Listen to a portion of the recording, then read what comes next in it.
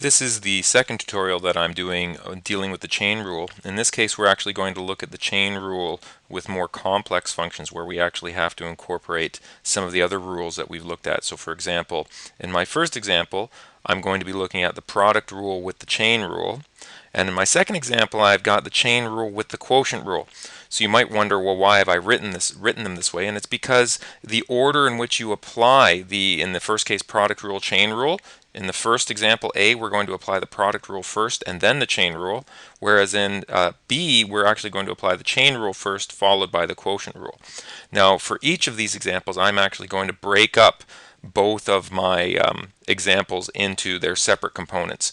So in this case, I have h of x is equal to this product, but you can see that each of the terms in this product has an exponent. So I am going to treat this first term as f of x, and I am going to treat this second term as g of x, and I'm going to do each of them separately. So the stuff I do in color underneath, you're going to see that's just going to be my rough work. I guess I could actually, you know what, I could do it over here at the side.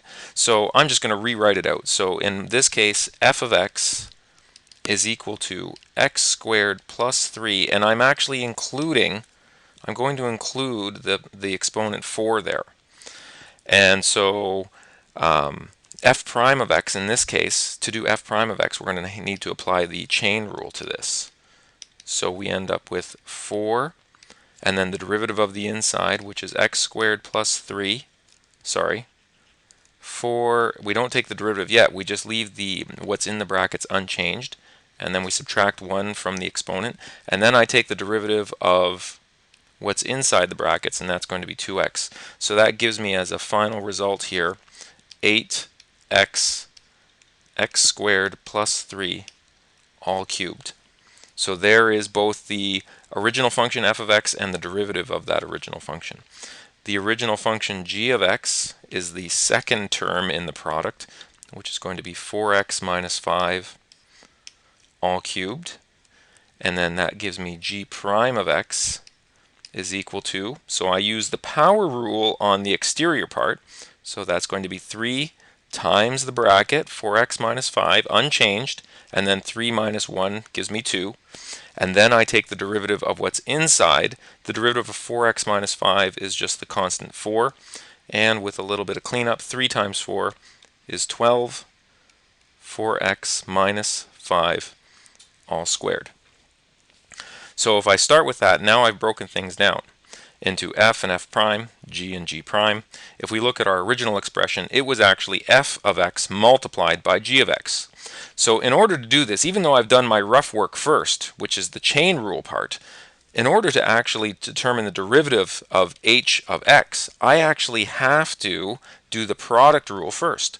So in this case, h prime of x is equal to, and this is the standard definition of the product rule, it is the derivative of the first, which is f prime of x, multiplied by the second, plus the first, which is f of x, times the derivative of the second, which is g prime of x. That's standard notation for the product rule. So you can see, in order to take this derivative, I actually use the product rule first. So that's this part. That's why I say product rule was first. And now, second part, I'm going to apply the chain rule. Now the fact that I did the chain rule in rough work doesn't matter. The first thing was the product rule, now the chain rule, and I put in each one of these pieces. So what is f prime of x? Well, I actually have f prime of x already worked out. It is 8x times x squared plus 3 all cubed. And then g of x is the original g of x. That's 4x minus 5 to the power 3. Plus f of x, which is the original f of x, x squared plus 3 all to the 4th, multiplied by g prime of x. I'm just going to try to move this over a little bit. Let's shift this over to the side, give me a little bit more room to work with. And back to the pen. So g prime of x, which is going to go here, that's the number 12, and 4x minus 5 all to the power 2. Now the next thing I want to do is I want to, in this case, this is fine. We have taken the derivative. We've applied the power rule, or sorry, the product rule and the chain rule. But now I actually want to simplify this a bit. And the way to do that is to look for common factors. You might want to take the extra step. It's not really necessary, but you might want to take the step where you rewrite this as 8x, x squared plus 3, all cubed, 4x minus 5, all cubed, and then bring that 12 to the front. This is a bit of overkill. I probably wouldn't include this step normally. X squared plus 3 to the fourth, 4x minus 5, all squared. I'm just going to make sure I keep a nice separation. It's not a great separation, but to separate out my rough work, normally you would do this on a separate page. Okay, so whether you did that extra step or not, we're now ready to go as far as factoring. So look at the constants. What do the constants have in common? They have the number 4. I have a lone x term here, but there's no x term in this second term, so I don't take out an x. I have an x squared plus 3 all cubed, and I have an x squared plus 3 all to the fourth. So I look at which one of these has let's pick a color that'll show up, has the lowest exponent. So I compare the exponents, whether it's positive or negative. I actually want the number that is farthest to the left on the number line. So obviously 3 is less than 4. So I'm going to take out the value x squared plus 3 cubed, all cubed. And then I do the same thing with this other factor, 4x minus 5 cubed, 4x minus 5 all squared. The smallest power of that is 4x minus 5 all squared. And then I see what's left over. 8 divided by 4 leaves me a 2. The x we already knew was going to be left behind because we didn't factor anything out. X squared plus 3 all cubed divided by x squared plus 3 all cubed leaves me a 1. So I don't normally write that 1. 4x minus 5 all cubed divided by 4x minus 5 all squared leaves behind a 4x minus 5 to the power 1. Again, we wouldn't write that exponent 1. Plus, this plus sign survives to come down here. 12 divided by 4 is equal to 3. X squared plus 3 all to the fourth divided by x squared plus 3 all cubed is x squared plus 3. And 4x minus 5 all squared divided by 4x minus 5 all squared is just equal to 1, so we don't bother writing that. And so what's in this square bracket is what is left over after the factoring. So clean this up now. I'm going to gather together terms inside the brackets. The factors outside the brackets will remain unchanged. 4x minus 5 all squared. And now what's left over in this square bracket? I have a 2x times a 4x, which gives me an 8x squared. I have a 2x times a negative 5, which is minus 10x. I have a 3 times x squared is plus 3x squared. And I have a 3 times a 3, which is plus 9.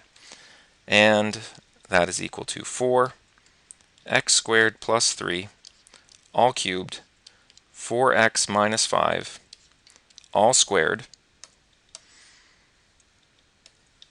and then remaining, the last factor, is 8x squared plus 3x squared, which is 11x squared, minus 10x plus 9. And then we have, if you wanted to, you could check and see whether or not this can be factored. I suspect it can't be factored because we have 11 times 9 is 99. Are there two numbers that multiply together to give you 99 that add to give negative 10? Well, there's 3 and 33. There's, of course, 9 and 11, and it doesn't look like that's going to work out. So this is now in a fully factored form. This is as simple as I can make this while putting it in a factored form. So here I did product rule followed by I did product rule first, followed by the chain rule. So now let's take a look at an example where I do the chain rule with the quotient rule. Now in this case, I'm going to apply the chain rule first, and then I'm going to apply the quotient rule second. So to make this one, maybe to have it make a little bit more sense, I'm actually going to, I'll apply this with these two steps in mind. And what I'm actually going to do, move this over a little bit because I know I'm going to run out of room. What I'm going to do in this case is I'm going to show you the beginnings of this. So applying the chain rule, I have this whole thing to the power 10, this whole thing all to the power 10. So I've got a quotient to an exponent 10. So the interior function is actually the quotient. The exterior function is to the power 10. So when I take y prime of this, I'm going to apply the chain rule first. The chain rule says, well, and actually let's go over here to our first piece of rough work. If I just had this, y equals x to the power 10, then y prime would be equal to 10x to the power 9. So that's what I'm going to do over here. But instead of writing 10x to the power 9, I'm going to write 10 times the contents of this bracket to the power 9. But that's not enough. The chain rule tells us that we also need to take the derivative of whatever was inside the bracket. And so to take the derivative of whatever's inside the bracket, I need to do some additional work, which is if I said that y was equal to 1 plus x squared over 1 minus x squared, then y prime would have to be determined using the quotient rule. So y prime would be equal to the derivative of the numerator, which is 2x, times the denominator, minus the numerator, times the derivative of the denominator, which is negative 2x in this case, all divided by the denominator squared, which is 1 minus x squared, all squared.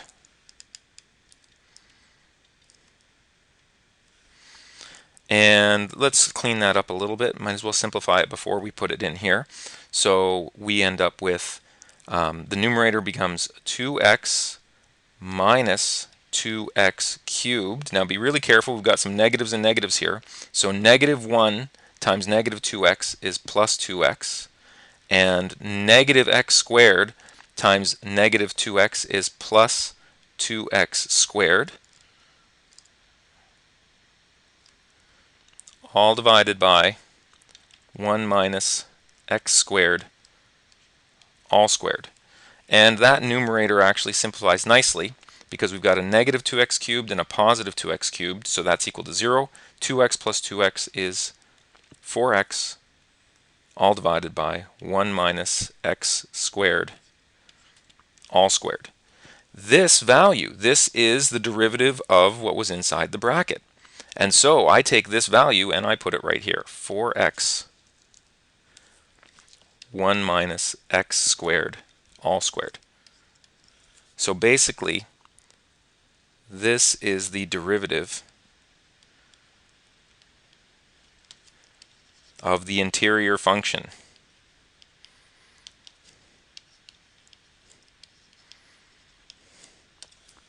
So we use the chain rule on the exterior function, which was just x to the 10, but then we apply the quotient rule second, and that's why I say the chain rule came first, quotient rule came second. And we carry on from there. And to simplify this, well, you might look at this, there's an obvious simplification, which is that y prime is equal to, well, I've got constant terms. I've got 10 times 4 times x, so I end up with 40x in the numerator. But what else do we have in the numerator? I'm going to take this whole thing to the power 9, and I'm going to split it up into 1 plus x squared to the 9 in the numerator. And then what's going to be left over in the denominator? From this entire chunk to the 9, I get 1 minus x squared to the 9. And I also had this denominator from the other term, which was, or from the other factor, 1 minus x squared, all squared. These two terms are the same. 1 minus x squared, 1 minus x squared. One of them is to the power 9, one of them is to the power 12, so I can actually combine those together to be, I'm going to rewrite the numerator, 1 plus x squared, all to the 9. And then in the denominator, it's actually going to be, this combined is 1 minus x squared, all to the power 11 in this case. So there's our final answer in a fully factored form, simplified as much as is reasonable. Okay, so I hope that helps. So that's an example of two uses of the chain rule where we actually have additional rules, a quotient rule in this case and a product rule in the previous case.